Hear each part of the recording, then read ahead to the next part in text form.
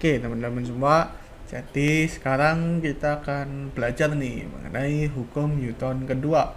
Nah, jadi sebelumnya kita sudah belajar mengenai hukum Newton pertama, bahwa di sini misalkan Pak Newton di sini yang berdiri di atas sebuah bukit gitu ya, di atas tanah, dia diam gitu. Jadi Pak Newton ini bisa diam karena ada gaya total yang bekerja pada Pak Newton itu sama dengan 0. Jadi kita bisa ingat bahwa hukum Newton pertama itu mengatakan bahwa benda itu diam atau bergerak dengan besar kecepatan atau kelajuan yang tetap akan tetap diam atau bergerak dengan kelajuan tetap atau konstan jika gaya total yang bekerja pada benda ke arah gerak benda itu sama dengan 0.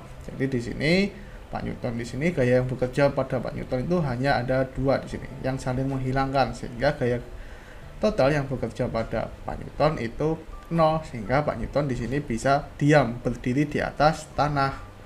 Nah, jadi secara matematis hukum Newton pertama bisa dituliskan bahwa sigma dari vektor-vektor gaya itu sama dengan 0 mengakibatkan percepatannya itu sama dengan 0 karena di sini bendanya tetap diam atau bergerak dengan kelajuan tetap, nggak berubah kecepatannya.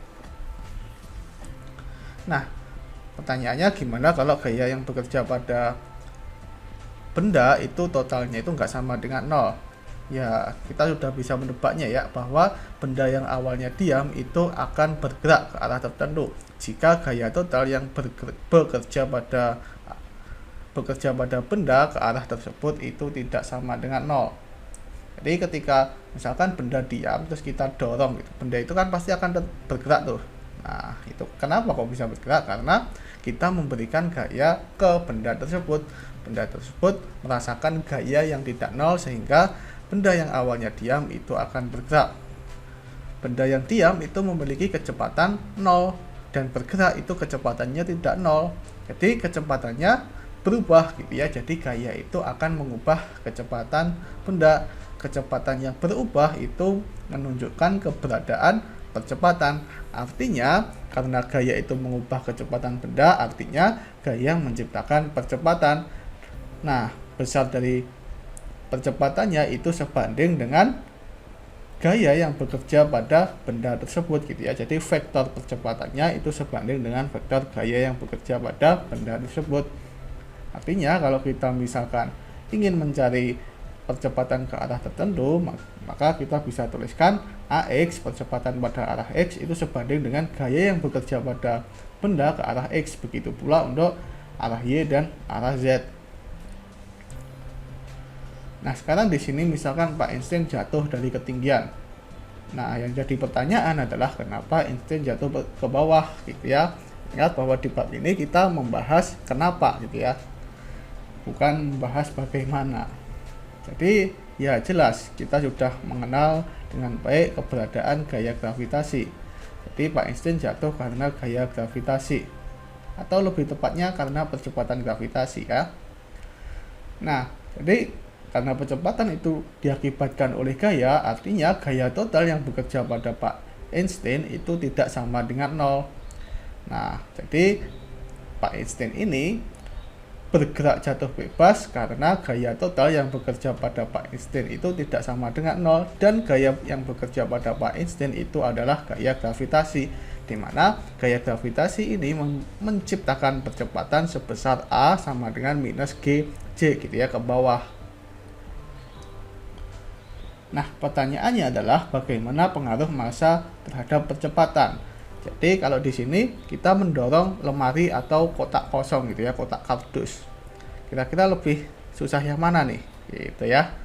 Nah, ingat bahwa sebelumnya kita sudah menyinggung bahwa massa itu bersifat inersia. Apa tuh inersia? Ya, inersia itu adalah sifat untuk mempertahankan keadaan awal. Artinya semakin besar inersianya, itu kan semakin besar massanya tuh. Artinya semakin susah untuk diubah keadaannya gitu ya. Jadi dia akan semakin mempertahankan keadaan awalnya, yaitu diam di sini. Jadi semakin besar massa atau semakin masif, maka akan semakin sulit untuk mengubah kecepatan benda.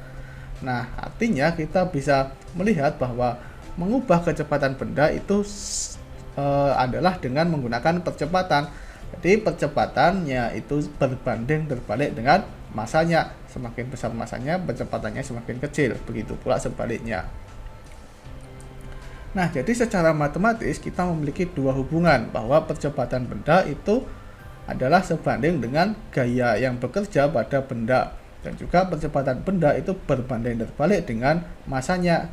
Nah, dengan demikian kita bisa tuliskan bahwa besarnya percepatan itu berbanding lurus dengan gaya dan juga berbanding terbalik dengan masanya, atau A sebanding dengan jumlah gaya dibagi dengan massa.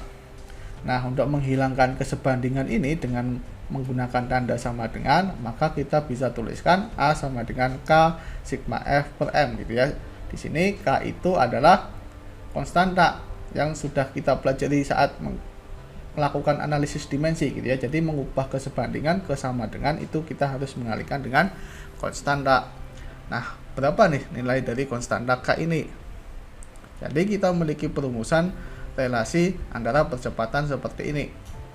Sekarang kalau kita menginginkan untuk mendorong massa M gitu ya, kotak dengan massa M, dan kemudian kita ingin melakukan atau kita ingin mendorong dua kotak gitu, yang mana massa totalnya itu adalah 2M.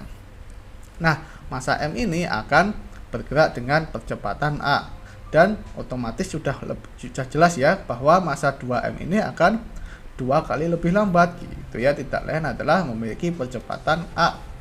Nah, dari eksperimen itu ternyata didapatkan bahwa nilai K itu sama dengan 1. Dengan demikian nilai percepatannya itu adalah sigma F dibagi dengan M. Nah, perumusan ini itu disebut sebagai hukum Newton kedua, atau kalau kita kalikan silang maka kita akan dapatkan sigma F sama dengan MA. Jadi gaya total yang bekerja pada benda itu sama dengan perkalian antara massa dengan percepatan. Dan ingat bahwa percepatan itu adalah perubahan kecepatan gitu ya, delta V per delta T. Jadi kita bisa tuliskan di sini hukum Newton kedua dalam 3 bentuk ini gitu.